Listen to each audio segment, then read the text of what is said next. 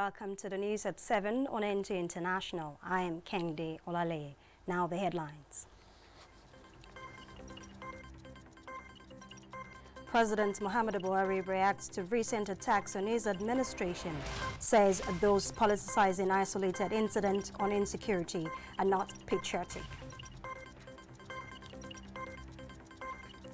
Presidential election petition court admits of video evidence where INEC clarified that election results would not be transmitted electronically. National Emergency Management Agency and Federal Fire Service redefines collaboration for effective disaster management.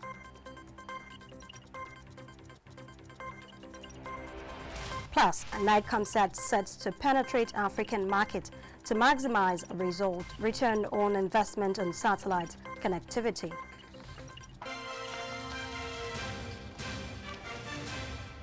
And now the news in details. President Muhammadu Buhari has formally broken his silence over the recent attacks on his administration from certain quarters, saying those who politicize isolated incidents of insecurity are neither patriotic nor have the interest of the country at heart. The president stated this while exchanging views with a delegation of the Buhari campaign organization on a solidarity visit. State House correspondent Adamu Sambo reports. The delegation of the Buhari campaign organization, comprising the national and state executive as well as board of trustee members, was in the State House to interface with the president on the state of the nation and the best way forward.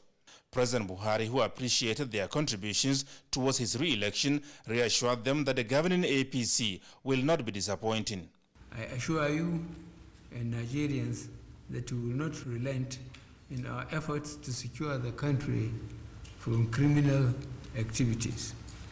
Those who politicize the isolated instance of insecurity are not patriotic Nigerians.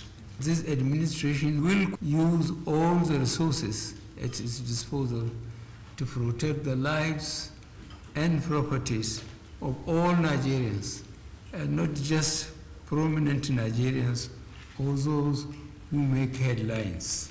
The federal government, he maintained, will continue to be tough on the menace of corruption as efforts are being intensified towards fulfilling the promise of lifting 100 million Nigerians out of poverty in 10 years. I want to reassure you that Nigeria is open for business, as no country in the world has achieved rapid economic growth without significant foreign direct investment.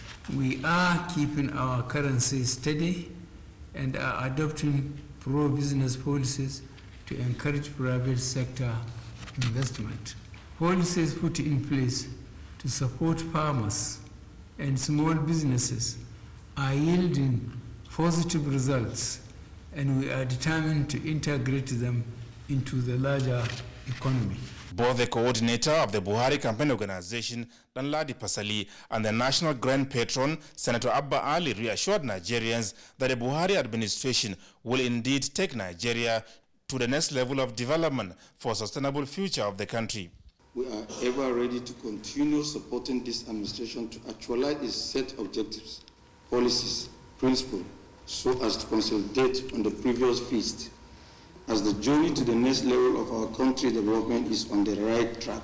We shall continue to pray for you and for this country so that you leave a legacy in this country that will never be forgotten. Some members of the organization speak on their takeaways from the interactive session with the president.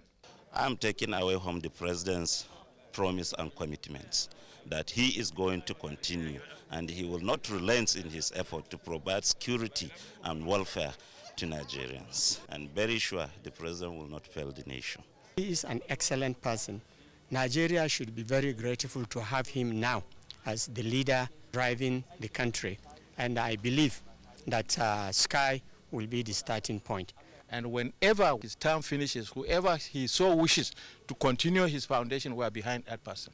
the Buhari Campaign Organization has proposed the establishment of Muhammadu Buhari Foundation as a deliberate attempt towards upholding and sustaining the ideals and principles of the Nigerian leader for a greater Nigeria. From the State House, Adamu Sambu, NTA News. The Senate has called on the federal government to engage the Non-Academic Staff Union of Universities and Senior Staff Association of Nigerian Universities to avert the notice of strike issued by both unions. The motion, moved by Senator Jibrin Beral, advised the unions to meet with the Academic Staff Union of Universities to address perceived grey areas. Senator Ayo Akin-Yelure drew the attention of the Senate to the murder of Funke Olakunrin along Akure-Ore Expressway, as the Senate urged the Inspector General of Police to intensify effort in apprehending and prosecuting the perpetrators. In the same vein, the House of Representatives has urged the federal government to put stringent measures to address insecurity on the highways across the country. This followed a motion brought before it at Tuesday's plenary by Isaac Adedayo, representing Ondo State, in collaboration with 9 other members, on the need to investigate the killings of Mrs. Funke Olakunrin on Friday, 12th July. Deliberating on the matter, members believe that the Nigerian police is being overwhelmed by the prevailing security issues across the country. The House will resolve to send delegation to condole with the family, and the government of Ondo State urged the Inspector General of Police and other security agencies to fish out perpetrators and bring them to justice. The House also urged the security agencies to collaborate adequately in the areas of intelligence gathering and sharing mechanism, as well as ensure closed circuit cameras are mounted on the streets of major cities as a measure to curbing the act. Moving on now, the Presidential Election Petition Court has admitted in evidence the electronically generated evidence where the chairman of the Independent National Electoral Commission, Professor Mahmood Yakub, cleared the air that election results would not be transmitted electronically due to communication challenges. Counsel to President Muhammadu Buhari, Alex Izion, SAN, took the leave of the court to tender in evidence the compact disc and the document containing its certification. Dele Atumbi reports. The 2 documents which the Presidential Election Petition Court admitted in evidence were tendered during the cross-examination of the spokesman of the first petitioner, Atiku Abubakar. The video clip contained an interview which the chairman of INEC, Professor Mahmood Yakubu, granted on February 6, 2019. In the disc played in the opened court, Professor Yakubu identified 4 grounds why the electoral body would not be able to transmit election results electronically. Professor Yakubu averred that this is due to identified blind spots in which some parts of Nigeria were not covered by any communications network. It will be difficult to transmit election results electronically. Professor Yakubu also identified security challenge regarding cybercrime as another reason for the Commission's inability to transmit election results electronically. While counsel to INEC, Usman Ustaz SAN and Akinolu Jimmy SAN, counsel to the APC, did not object to the admissibility of the evidence, counsel to the petitioners, Chris Uche SAN, objected to the admissibility of the 2 documents. PDP and its candidate Atiku Abubakar have called additional 9 witnesses at the hearing of the petition. This brings to 49 the witnesses the petitioners have called since the commencement of the hearing of the substantive matter. He stated the logistics aspect, the fact that not all the areas are covered by internet, and that if they do so, some places will not get it at all. And unfortunately, even Section 52 of the Electoral Act says you must never, and you can never transmit election results electronically. It's prohibited. Yes, it's prohibited. And Supreme Court has decided that you cannot do it in Ipeazu and Oti. So I don't know what we are quarreling about. Other counsel in the matter declined comments. By the agreement of all counsel, the petitioners have 10 days to call their witnesses, and this Tuesday's hearing marks the 8th day. Abuja, Dele Atumbi, NTA News. 10 persons, including 3 children and the owner of the collapsed building in Dilimi area of Jos Metropolis, have so far been confirmed dead. Zered Dingmom, who was at the site, reports that search and rescue operations is still ongoing to recover 2 other persons suspected to be under the debris. In addition to the 7 casualties evacuated from the rubble of the collapsed building yesterday, 4 more bodies have been evacuated, among which are 3 children who were confirmed dead, making a total of 10 dead people who are reported to have been buried, while 1 person is said to be at the intensive care unit of the Bingham Teaching Hospital. Today in the morning, around 6:30, the evacuation process started. 3 children were evacuated, and in the last 15 minutes, an adult was evacuated too. They are all not responding. The governor of Plateau State, represented, who was there to sympathize with the people of the community, also assured them of government's decisions to put adequate machineries in place to forestall future occurrences. These things that happen are not the creation of anybody, but we ourselves. So we should be on the lookout to see that we prevent, reoccurrences. That from now onwards, JMDB, Lands and Survey, and the security agencies will move street to street, identify buildings that are not properly structured, mark them for demolition, and we are going to demolish them. The regulatory authorities should take up responsibilities, because we cannot afford to be losing human lives with this kind of carelessness. I call this carelessness because it is avoidable.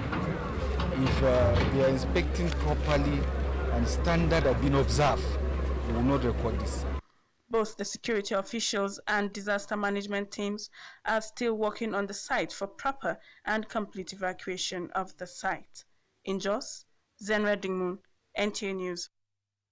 The regularities of disaster occurring in Nigeria requires high-level collaboration among agencies, which mandate is to mitigate and remediate disaster. This dominated discussion at an emergency meeting of the National Emergency Management Agency and the Federal Fire Service. This is geared towards strengthening collaboration for effective management of disaster in the country. Ilyasu Ali Yakubu reports. Management of natural disasters has been a Herculean task in the country. This is due to lack of facilities in stemming it and a lack of synergy among the managing agencies. These impromptu visit by the Controller General of the Federal Fire Service, Liman Ibrahim, to the National Emergency Management Agency, NEMA, to midwife collaboration between the 2 agencies might change the narratives. With firefighting trucks and other equipment provided by the federal government to the fire service, the Controller General told NEMA DG that the agency is battle ready to withstand pressure, being agencies that are almost all the time on the edge. Our primary aim of coming here is to show you that fire service is with you 100%. Director General Mustafa Mehajja expressed readiness to create more response units that will accommodate many agencies in the fight against disaster in the country. And fire service being one of the key core stakeholders in response to disaster, they are also responsible for some of the disasters that are known in this country, civil lives and properties. The meeting is coming when NEMA is working to remediate disasters in the country. In Abuja, Ilyasu Ali Yakubu, NTA News. As the world population continues to increase by the minute, some Nigerians are drawing the attention of policymakers to issues affecting women and young people, especially those living with HIV/AIDS. This was at a rally organized by the International Community of Women Living with HIV in West Africa. The report. Anita Ikwe was born with HIV, and for 22 years, she has been stigmatized by people who are aware of her status. Anita has not let her condition deter her, as she is today standing with other women and girls living with HIV and AIDS to demand a better living condition. If you're not 18, you can't access any sexual reproductive health rights services. It include family planning, safe abortion, issues of condoms, and all of that. And so we have challenges in assessing such. So most of us hardly go to the facilities for such services, you understand? And which this is a barrier and an obstacle into bringing an end to reinfection. The adverse effect of the continuous increase in world population on development, experts say, cannot be overemphasized. This is why the international community of women living with HIV in West Africa is advocating that world leaders, policymakers, grassroots organizers, institutions, and other stakeholders look into the issues of family planning, maternal and child health, poverty, right to health, adolescent pregnancy, girl-child education, child marriage, and sexually transmitted infections. They should remember that we are people and we have our human rights. Health is paramount to everybody, irrespective of who you are. The United Nations estimated the world population to be above 7 billion now. And if the issues leading to this rapid growth are not addressed, the world is projected to hit 8 billion people by 2030. And that is what Anita and others here want to draw attention to. You're watching the news on NTA International, and we'll go for a short break now. More news when we return.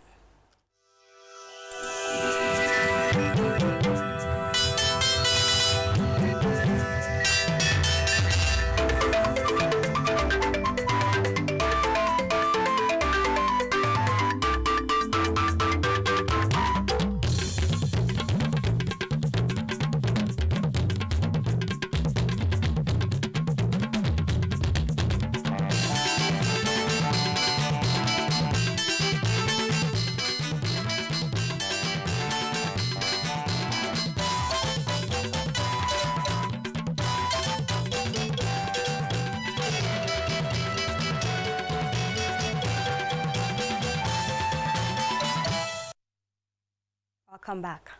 The Nigerian Communications Satellite Limited says NICOMSAT is set to penetrate the market of some African countries to enable Nigeria maximize return on investment on satellite connectivity. This was made known at a strategic business forum between NICOMSAT and channel partners in Abuja. Adebola Brookston Sunday reports. Records from the International Telecommunication Union (ITU) reveal that the communication satellite market is dominated by major players not based in Africa. With the number of internet users projected to hit 200 million in Nigeria by the year 2023, the need to accelerate investment in the digital economy to bridge the gap between Africa and the rest of the world formed the thrust of the Strategic Business Forum. Executive Director Supply Services Mohammed Abubakar affirmed that NICOMSAT remains the flagship of the industry in Africa with the state-of-the-art facility. NICOMSAT has footprints in all the West African sub-region. So our strategy in reaching out to the African countries is to actually step up our publicity. Just recently we acquired a new hub which is more robust in terms of technology. It is the latest technology for providing internet services to our rural areas. Ghanaian telecommunication experts Adolf Besese is one of the partners and focal persons NICOMSAT is collaborating with for the penetration. It's just a matter of populating those footprints and then Nigeria can be able to serve the entire of Africa. You already have what we call undersea cables coming to the country. So when it comes to interconnectivity with countries or uplink to international streams, you already have it.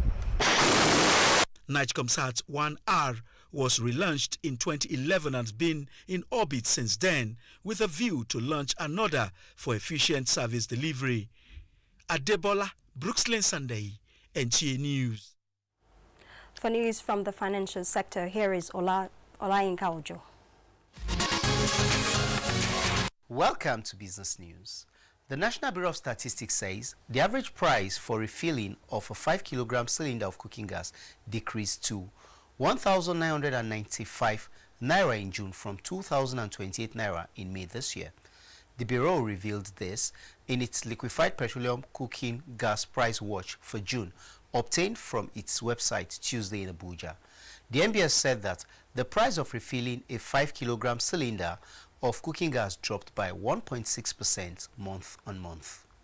Tinkan Island Command of the Nigeria Customs Service has processed 150,930 metric tons of export with free on board value of 68.88 billion naira from the port between January and June this year.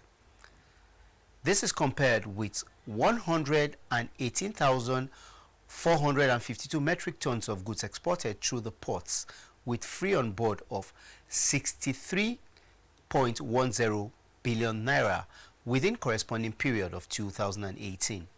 The command controller Baba Abdullahi Musa said his unit generated 179.2 billion naira in the first half of 2019.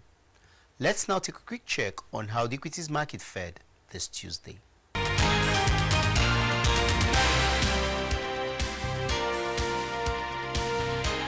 I am Olayinka Ojo. The managing director of the International Monetary Fund, IMF, Christina Lagarde, has resigned. Lagarde's resignation takes effect from September 12, 2019. A statement said the IMF Executive Board has accepted a resignation from the fund. Also, German Defense Minister Ursula von der Leyen has been confirmed the President of the European Union Commission, considered the most powerful job in the European Union. For details of this and more, let's join Ilyasu Yakubu.